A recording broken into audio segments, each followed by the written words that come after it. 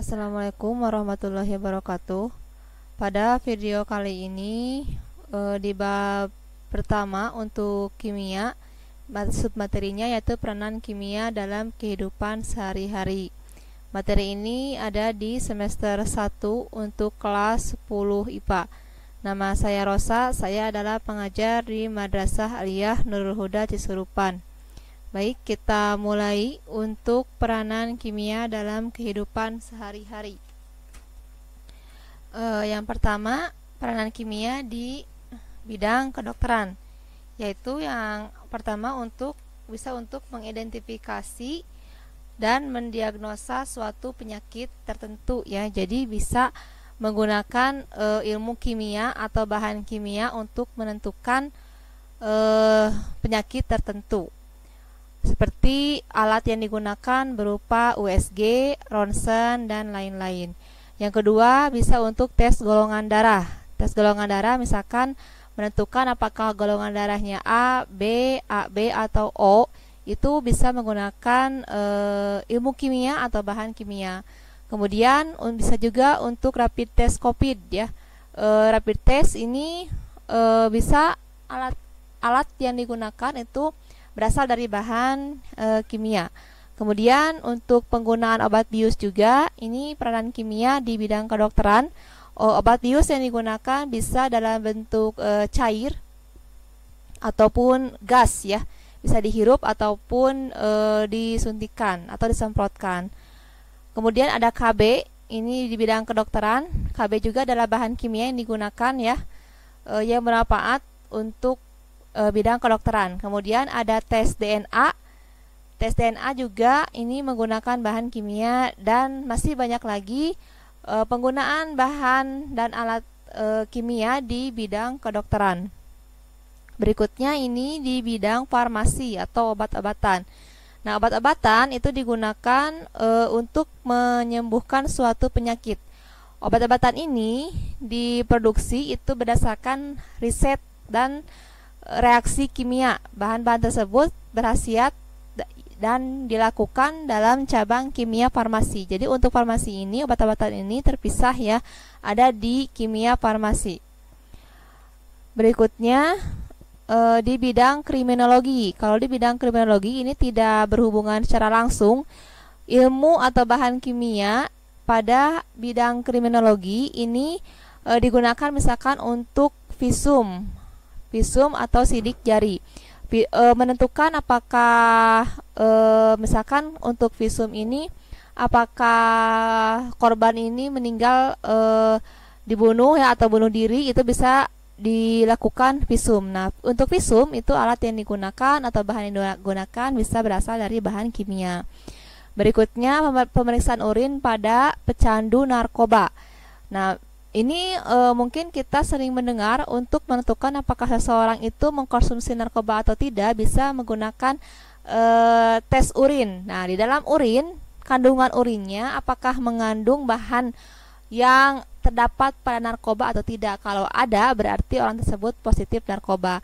Misalkan zat kimia yang terkandung di dalam narkoba pada urin itu misalnya metamin dan lain-lain.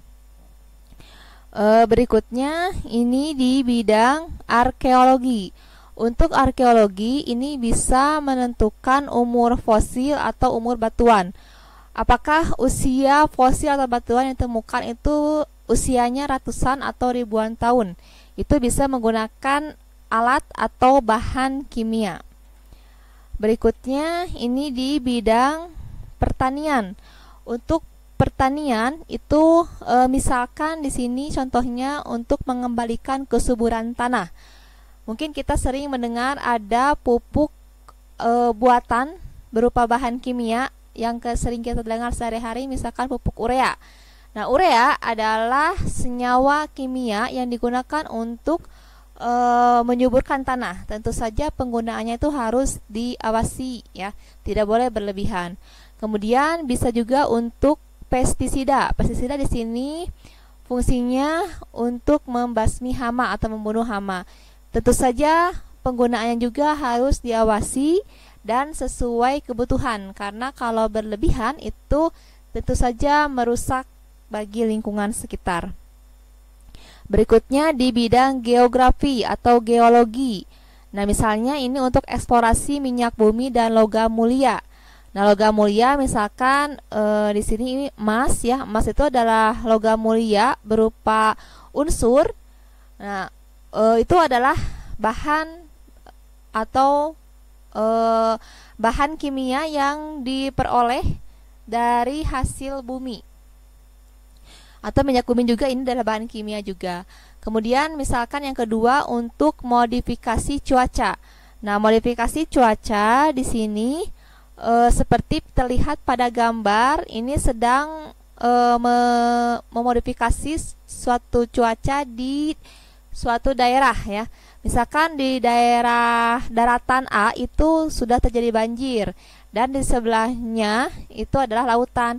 Nah, ketika di daerah A tersebut agar tidak terjadi banjir, di lautan, awan yang ada di lautan itu segera disemai oleh garam. Ini contohnya seperti ini. Ini adalah garam yang disemai atau yang ditabur di atas awan. Nah, sehingga garam tersebut akan menyerap air dan awan yang membawa curah hujan itu akan turun di sana, misalkan turun di lautan, sehingga awan yang akan berhembus ke daratan A tersebut tidak sampai. Nah, itu salah satu contoh dari penggunaan bahan kimia untuk di bidang geografi atau geologi. Berikutnya ini di bidang biologi. Untuk bidang biologi ini terjadi reaksi-reaksi pada tubuh makhluk hidup seperti pada pembuatan kecap, tempe, tape, yogurt, dan lain-lain. Nah, ini adalah bahan-bahan fermentasi ya. Pada pembentukan fermentasi itu oleh mikroba, oleh makhluk hidup, baik berupa jamur atau ragi, yang mana di dalamnya terjadi reaksi kimia, sehingga ini dari singkong misalkan ini sehingga membentuk jadi tape. Dari singkong berubah menjadi tape itu adalah tentu saja ada reaksi kimia yang terjadi di sana. Nah, berikutnya ini simbol-simbol bahaya pada bahan kimia. Mungkin kita sering melihat dalam kehidupan sehari-hari ada simbol bahan-bahan yang berbahaya biasanya. Yang pertama ada simbol eksplosif atau mudah meledak.